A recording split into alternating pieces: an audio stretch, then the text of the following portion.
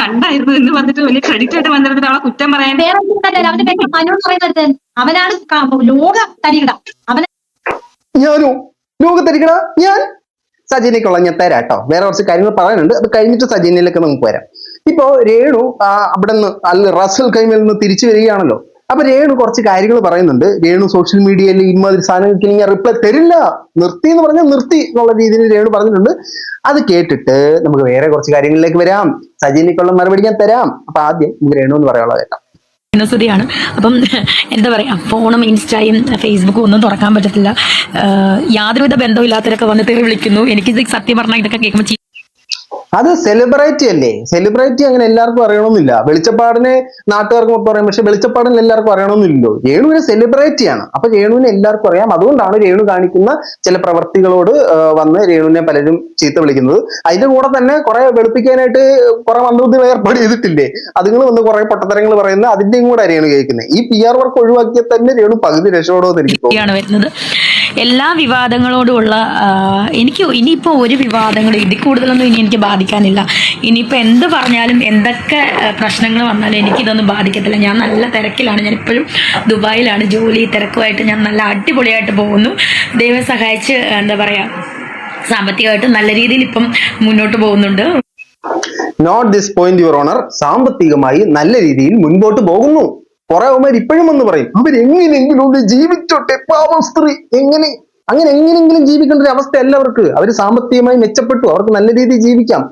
വേറെ കുറച്ച് കാര്യങ്ങളുണ്ട്, അത് നമുക്ക് ഒരുപാട് താങ്ക് യു സോ മച്ച്. എന്നെ സ്നേഹിക്കുന്നവർക്ക് ഒത്തിരി നന്ദി. പിന്നെ ഇനിയും വരുന്ന വിവാദങ്ങളും ഇപ്പം വരുന്ന വിവാദങ്ങളൊന്നും എന്നെ ഇനി ബാധിക്കുന്ന പ്രശ്നമേ അല്ല. ഞാൻ നല്ല ഇതന്നെയല്ലോ ഓരോ വിവാദവും വരുമ്പോ പറയുന്നേ. എന്നിട്ട് ആ വിവാദം വന്നു കഴിയുമ്പോഴത്തേനും വീണ്ടും വന്നിട്ട് എടി ബി നീ എനിക്കെതിരെ വീഡിയോ ചെയ്യില്ല എന്ന് പറഞ്ഞിട്ട് പിന്നെ വരുന്നത് എന്തിനാ? എല്ലാ വിവാദം വരുമ്പോഴും പറയും ഇതൊന്നും എന്നെ അഫക്ട് ചെയ്യത്തില്ല, അടുത്ത വിവാദം അഫക്ട് ചെയ്യത്തില്ല, ഇതും അഫക്ട് ചെയ്യത്തില്ല. പക്ഷെ ഞാൻ ഇതിനെതിരെ ശക്തമായി പ്രതിഷേധിക്കും. കുമ്മായം പൂശാൻ ഒരു ലോഡ് കുമ്മായം ഇറക്കി 2 ടീംസിനോട് ഇറക്കിയിട്ടുണ്ട്. അവര് വാരി ഇങ്ങനെ പൂശിക്കൊണ്ടിരിക്കും. ഒരു സൈഡിൽ നിന്ന് പൂശും, ഒരു സൈഡിൽ നിന്ന് പുള്ളിക്കാരി കറപ്പിക്കും, മറ്റേ സൈഡിൽ നിന്ന് പൂശും, ഇപ്പുറത്തുനിന്ന് കറപ്പിക്കും. ഈ പൂശുന്ന ടീംസിന് ഒരു ലേശം, ഒരു ശകലമെങ്കിലും ബുദ്ധി ഉണ്ടായിരുന്നെങ്കിൽ, ശകലമെങ്കിലും ബുദ്ധി ഉണ്ടായിരുന്നെങ്കിൽ അവർ പൂശുന്നതിൽ ഒരു ന്യായം ഉണ്ടായിരുന്നു. ഹാപ്പി ആയിട്ട് പോകുന്നു. സത്യം പറഞ്ഞാൽ നിങ്ങളോടൊക്കെ ഈ തെറി പറയുന്നതിനോടൊക്കെ എനിക്ക് ചിരിയാണ് വരാറുള്ളത്. നിങ്ങളുമായിട്ടൊന്നും എനിക്ക് യാതൊരു ബന്ധമില്ല. പിന്നെ എന്താണ് നിങ്ങൾ ഇങ്ങനെയൊക്കെ പറയുന്നതെന്ന് എനിക്കറിയില്ല. പറഞ്ഞോട്ടെ, അവർക്ക് റീച്ചിന് വേണ്ടിയിട്ടായിരിക്കും. സോ ഇനിയും തൊട്ടുള്ള വിവാദങ്ങളൊന്നും എന്നെ ബാധിക്കുന്ന കേസേ അല്ല. അതുപോലെ തന്നെ എനിക്ക് വിവാദങ്ങളോട് പറയാനുള്ള ഇനിയുള്ള വിവാദങ്ങൾ എന്നെ ബാധിക്കില്ല എന്ന് പറയുമ്പോൾ ഞാൻ വീണ്ടും വിവാദം ഉണ്ടാക്കും എന്നൊരർത്ഥം അതിനകത്തുണ്ടോ? അങ്ങനൊരു ധ്വനി അതിനകത്ത് വരുന്നുണ്ടോ? നമ്മൾ മാക്സിമം വിവാദം പിടിക്കാതെ പോകുന്നതായിരിക്കും നല്ലത്. പക്ഷെ അതിന് ചിലപ്പോൾ റീച്ച് പോകും കേട്ടോ. കൂടെ നിൽക്കുന്ന ആൾക്ക് ചിലപ്പോ കൂട്ടി കൊടുക്കാൻ പറ്റാതെയോ, മറ്റേ തീ കൂട്ടി കൊടുക്കാൻ പറ്റാതെയോ, മറ്റേതല്ല കേട്ടോ. കുട്ടികളെല്ലാം ഞാൻ പറഞ്ഞു കഴിഞ്ഞു. ഇനി എനിക്ക് സോഷ്യൽ മീഡിയയിൽ വന്ന് നിങ്ങളോട് എനിക്കൊന്നും പറയാനില്ല. ഇനി ആർക്കെങ്കിലും എന്തെങ്കിലുമൊക്കെ അറിയണമെങ്കിൽ ഞാൻ സോഷ്യൽ മീഡിയയിൽ വന്ന് പറയാതെ നിങ്ങൾ നേരിട്ട് വന്ന് ചോദിക്കാം, ഞാൻ നേരിട്ട് സംസാരിക്കാം. So by. ഓക്കെ, അപ്പൊ ഇനി എന്തെങ്കിലും സംസാരിക്കാനുണ്ടെങ്കിൽ രേണുവോട് നേരിട്ട് ചോദിച്ചു കഴിഞ്ഞാൽ രേണു ഉത്തരം പറയും. അല്ല, സോഷ്യൽ മീഡിയയിലൂടെ ഏത് ചോദ്യത്തിന് രേണു ഇതുവരെയായിട്ട് ഉത്തരം തന്നിരിക്കുന്നത്? രേണു ഒരു ചോദ്യത്തിന് ഉത്തരം തന്നിട്ടില്ല. സോഷ്യൽ മീഡിയയിലൂടെ ചോദിച്ചാലും തന്നിട്ടില്ല, നേരിട്ട് ചോദിച്ചാലും തന്നിട്ടില്ല. ഓക്കെ, ഇനി നമ്മൾ വരുവാണെങ്കിൽ ഈ രേണു കുറച്ചധികം വീഡിയോസ് ക്രിയേറ്റ് ചെയ്തിടുന്നുണ്ട്. നിങ്ങൾക്ക് എല്ലാവർക്കും അറിയാം പുള്ളിക്കാരി എക്സ്ക്ലൂസീവ് കണ്ടന്റ് എന്ന് പറഞ്ഞ് കുറച്ച് സാധനം ഇടുന്നുണ്ട്. പുള്ളിക്കാരി അല്ലാതെ നോർമൽ വീഡിയോസ് ഇടുന്നുണ്ട്. അപ്പൊ ഇതിനെ രേണുവിനെ വെള്ള പൂശുന്ന സജീനെ പോലുള്ള ശ്രീധുവിനെ പോലുള്ള ആളുകൾ, ഈ ശ്രീധുവിന് എനിക്ക് ഇച്ചിരി കൂടെ റെസ്പെക്ട് ഉണ്ട്. അത് കുറച്ചും കൂടെ ബോധമുണ്ടെന്ന് എനിക്ക് തോന്നുന്നു. ഇതുവരെ നിലവിലുള്ള സാഹചര്യം വരെ ശ്രീധുവിന് കുറച്ചും കൂടെ ബോധമുണ്ടെന്ന് എനിക്ക് തോന്നുന്നു. അപ്പൊ ഈ സജീനെയും ശ്രീധുവിനെയും പോലുള്ള ആളുകൾ പറയുന്നു അവള് പ്രൈവസിയിൽ പ്രൈവറ്റ് ആയിട്ട് ചെയ്യുന്നതല്ലേ സബ്സ്ക്രിപ്ഷൻ, നിങ്ങൾ എന്തിനാണ് അത് പോയി കാണുന്നത്? അവന് പ്രൈവസിയിൽ പ്രൈവറ്റ് ആയിട്ട് ചെയ്യുന്ന. എന്നിട്ട് തൊട്ടിപ്പുറത്ത് വന്നിട്ട് സജീനെ പറയും എടി ദീപ്തി കല്യാണി നീ എന്തിനാടി നെഞ്ച് കാണിക്കുന്നത്, ഇതാണ്ടാ ഇന്നർ ഇടണ്ടടി എന്ന് ചോദിക്കും. പക്ഷെ മറ്റേത് പ്രൈവസിയിൽ പ്രൈവറ്റ് ആയിട്ട് ചെയ്യുന്ന എന്ന് പറഞ്ഞുകൊണ്ടിരിക്കും. എന്നിട്ട് ഇവര് തന്നെ വീണ്ടും ന്യായീകരിക്കുന്നു അവളെന്തുവാ അവളൊരു ഡ്രസ്സ് ഇടും, എന്നിട്ട് സബ്സ്ക്രിപ്ഷൻ എടുക്കുമ്പോൾ ഇത് ചെറുതായിട്ടൊന്ന് മടക്കി വെക്കും. അതൊരു തെറ്റാണോ? ഒരിക്കലും തെറ്റല്ല. നിങ്ങൾ എന്താ വീഡിയോ എടുക്കുമ്പോ ഒരു ഇച്ചിരി മടക്കി വെക്കാത്തെ? അത് തെറ്റല്ലല്ലോ, നിങ്ങൾക്ക് അത് ശരിയല്ലേ? നിങ്ങളൊന്ന് മടക്കി വെക്കാത്തെ? ശരി, നിങ്ങൾ സബ്സ്ക്രിപ്ഷൻ തുടങ്ങും. നിങ്ങൾ എന്താ സബ്സ്ക്രിപ്ഷൻ തുടങ്ങിയിട്ട് രേണു ഇടുന്ന അതേ വസ്ത്രധാരം നിങ്ങൾ ചെയ്യാത്തെ? അത് തെറ്റാണെന്ന് പലയിടത്തായിട്ട് ഇവര് പറയുന്നുണ്ട്. എന്നിട്ട് ഇപ്പുറത്ത് വന്നിട്ട് അത് പ്രൈവസിയിൽ പ്രൈവറ്റ് ആയിട്ട്, ഇത് പബ്ലിക്കലി പബ്ലിക് ആയിട്ട് എന്നൊക്കെ പറഞ്ഞുകൊണ്ട് കിട്ടുന്ന മെഴുകലാണ്. നമുക്ക് രേണുവിന്റെ ഒരു പ്രൈവസി പ്രൈവറ്റ് ആയിട്ടും പബ്ലിക്കലി പബ്ലിക് ആയിട്ടും കാണാം. ആദ്യം നമുക്ക് പബ്ലിക്കലി ഉള്ളൊരു സാധനം കാണാം.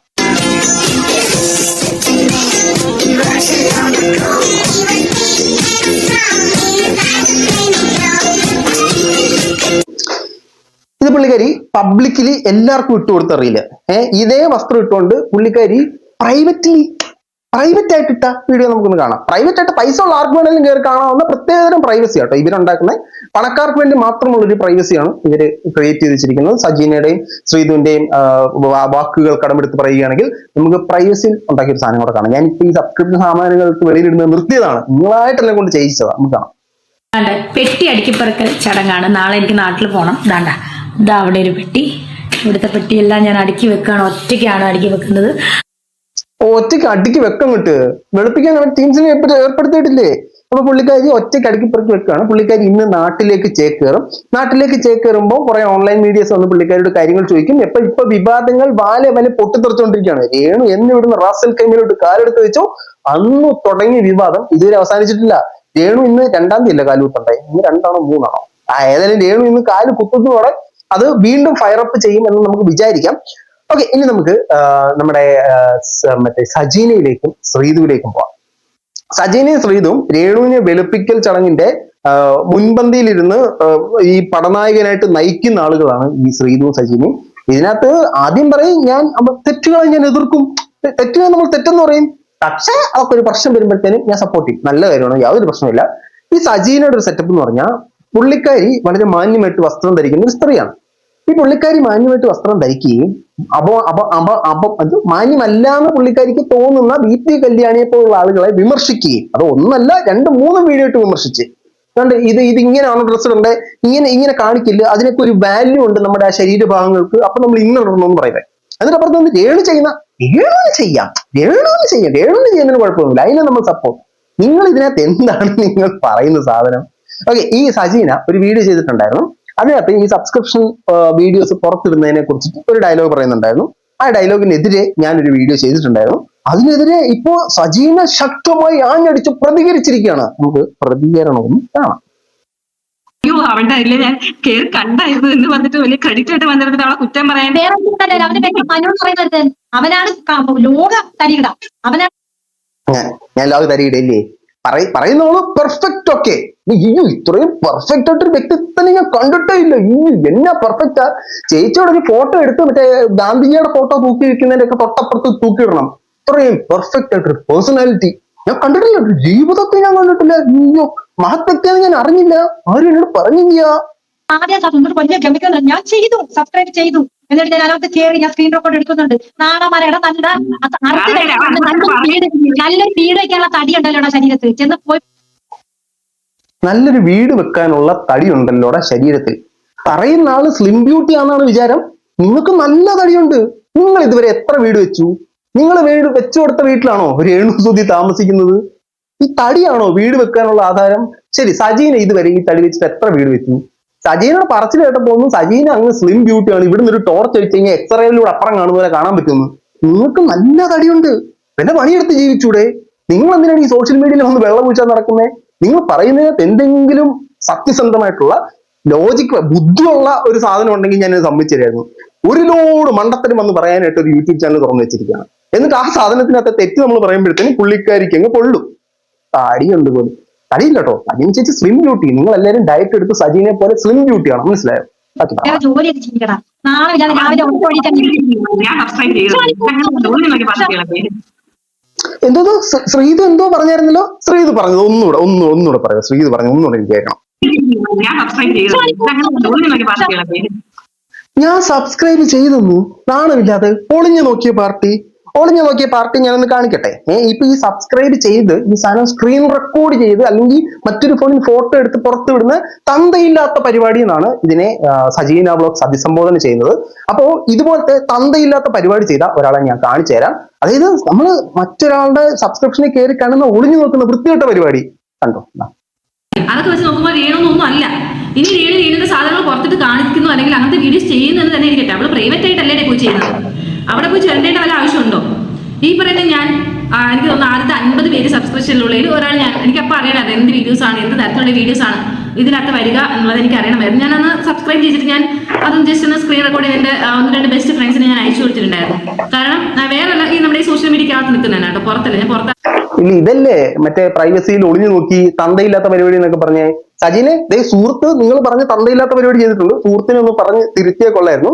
പിന്നെ ശ്രീതു എന്താ പറഞ്ഞ് ഒളിഞ്ഞു നോക്കുന്ന, പ്രൈവസിയിൽ ഒളിഞ്ഞു നോക്കുന്നേ. നിങ്ങളും അതേ പ്രൈവസിയിൽ ഒളിഞ്ഞു നോക്കി സ്ക്രീൻ റെക്കോർഡ് ചെയ്ത് യൂട്യൂബിലുള്ള നിങ്ങളുടെ ഫ്രണ്ട്സിന് അയച്ചു കൊടുത്തിട്ടാണ് ഇമാതിരി താളം വന്നിട്ട് എനിക്കെതിരെ വിടുന്നത്. ഞാൻ കക്കുന്നില്ല എന്ന് പറഞ്ഞിട്ട് കക്കരുത്. നിങ്ങൾ കക്കുന്നു എന്ന് പറഞ്ഞിട്ട് കട്ടോ. അതായത് ഉപദേശവും ഊഞ്ഞാലാട്ടവും ഒന്നിച്ച് പാടില്ല കേട്ടോ. നമുക്ക് ബാക്കിയേക്കാം.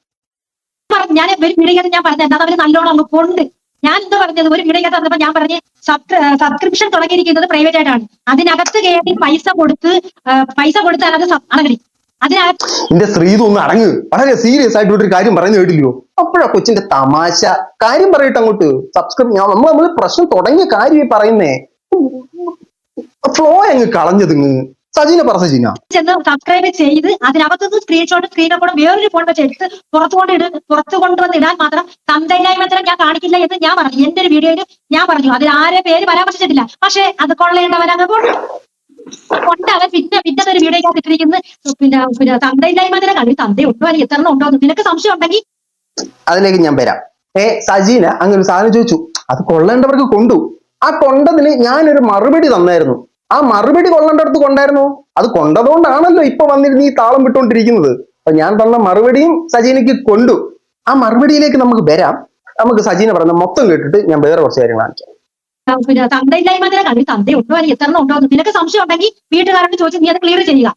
പിന്നെ ഞാൻ പറഞ്ഞ കണക്ക് തന്ത ഇല്ലാതെ മക്കൾ ഉണ്ടാവില്ല. അത് നിന്റെ വെറും തോന്നല. തന്ത അല്ല, അത് കറക്റ്റ് ആണ്. തന്തയില്ലാതെ മക്കൾ ഉണ്ടെന്നില്ല, അത് കറക്റ്റ് ആണ്. അത് മറ്റേ ബയോളജിക്കലി പറയുന്നത് കറക്റ്റ് ആണ്. പക്ഷേ ഈ സജീന ചെയ്യുന്ന പ്രവർത്തനങ്ങൾ വെച്ചിട്ടാണ് നമുക്ക് ഇനി അങ്ങനെ വല്ല എന്തെങ്കിലും ഒരു മിസ്റ്റേക്ക് പറ്റിയിട്ടുണ്ടാകുമോ, എന്തെങ്കിലും ഒരു അത്ഭുതം സംഭവിച്ചിട്ടുണ്ടാകുമോ എന്നൊരു ചിന്ത എനിക്ക് തോന്നിയത്. പിന്നെ ഈ സജീനയുടെ ഒരു സംസാരം കേട്ടിട്ട് ഞാൻ പറഞ്ഞിട്ടുണ്ടായിരുന്നു, ഇത് എത്രയാണെന്നുള്ളൊരു സംശയം മാത്രമേ നമുക്കുള്ളെന്ന് ഞാൻ പറഞ്ഞായിരുന്നു. അപ്പൊ സജീന ഇങ്ങനെയൊക്കെ ചോദിക്കുമ്പോഴത്തേനും ഞാൻ നല്ല മറുപടി തിരിച്ചു പറയും. അത് ഞാൻ ബാക്കിയോടെ കേട്ടിട്ട് ഞാൻ പറയാം. ഇല്ലാതെ ഒരു മക്കളും ഉണ്ടാവില്ല. മനസ്സിലായില്ല? പിന്നെ എത്ര തന്ത ഉണ്ട് എന്നുള്ളതിന്റെ ക്ലാരിഫിക്കേഷൻ നീ വേണം തരാൻ. ഞാൻ തന്നായിരുന്നല്ലോ, കമന്റ് ബോക്സ് ഞാൻ തന്നായിരുന്നല്ലോ. ആ കമന്റ് ബോക്സ് ഞാൻ വെക്കാം, അതിലേക്ക് ഞാൻ വരാം. ഞാൻ സജീന ചേച്ചിക്കുള്ള മറുപടി കൃത്യമായിട്ട് ഞാൻ അവിടെ തന്നിട്ടുണ്ടായിരുന്നു. ഒന്നും കൂടെ വെക്കാം. കമന്റ് ബോക്സ് വായിക്കാത്തവരറിയണ്ടേ, പറയാം. ബാക്കി കൂടെ പറയാം. മനസ്സിലായില്ല? പിന്നെ എത്ര തന്ത ഉണ്ട് എന്നുള്ളതിന്റെ ക്ലാരിഫിക്കേഷൻ നീ വേണം തരാൻ. നിങ്ങൾക്ക് എത്ര തന്ത ഉണ്ടെന്നുള്ളതിന്റെ ക്ലാരിഫിക്കേഷൻ ഞാൻ തരണോ?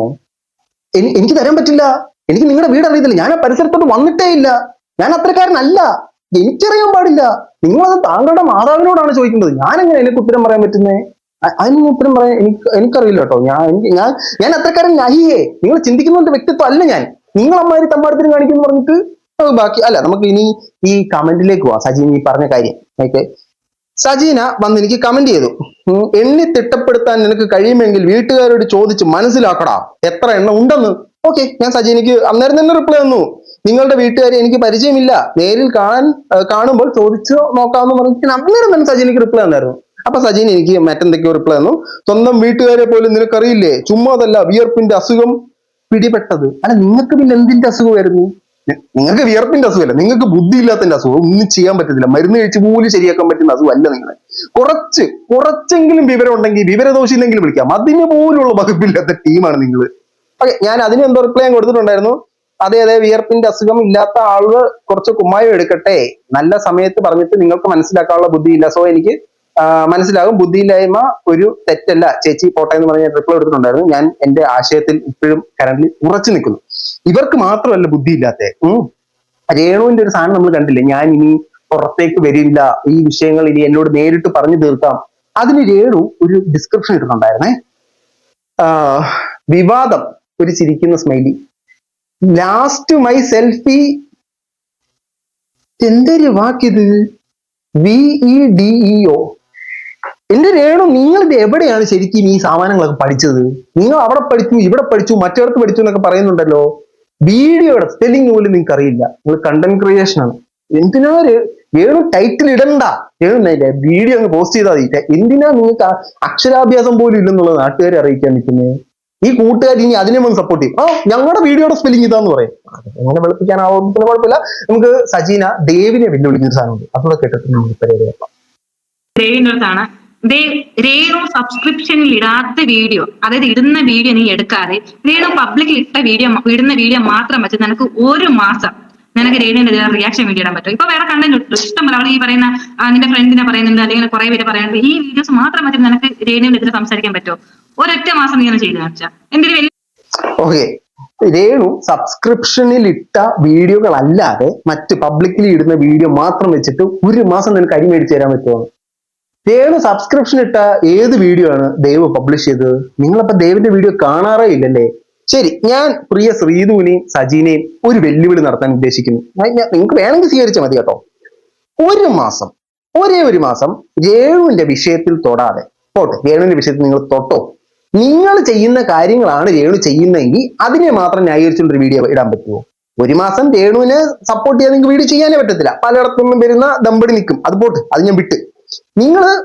നിങ്ങൾക്ക് തന്നെ ശരിയാണെന്ന് തോന്നുന്ന രീതിയിൽ നിങ്ങളുടെ മനസാക്ഷിക്കൊത്തോണം നിങ്ങൾക്ക് വീഡിയോ ചെയ്യാൻ പറ്റുമോ? പോട്ട്, അതും പോട്ട്, അതും ഞാൻ വിട്ട്.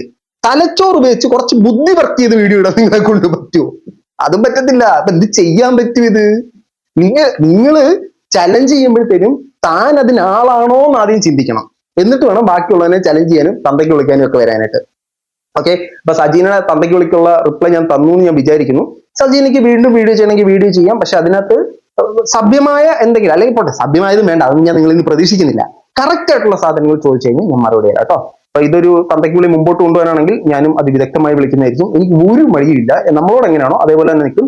അപ്പോ വളരെ മെലിഞ്ഞ, സ്വന്തമായിട്ട് തടിക്കനുസരിച്ചിട്ടുള്ള വീടുകൾ വെക്കുന്ന, പിന്നെ സൗന്ദര്യത്തിന്റെ നിറകുടമായിട്ട്, സൗന്ദര്യം ഇങ്ങനെ ഓവർഫ്ലോ ആയി പോവാ, നമുക്ക് വേണേൽ ബക്കറ്റ് വെച്ച് പിടിക്കാം. അത്രയും സൗന്ദര്യത്തിന്റെ നിറകുടമായിട്ടുള്ള സജിനയ്ക്ക് വേണ്ടുന്ന സാധനങ്ങളൊക്കെ ഞാൻ തന്നു എന്ന് വിചാരിക്കുന്നു. അപ്പോൾ നിങ്ങൾ എത്രയും പെട്ടെന്ന് ഒരു 2 ടാങ്കർ കുമ്മായം കൊണ്ട് എടുത്തിട്ട് രേണുവിനെ അങ്ങോട്ട് വെളുപ്പിക്കുക.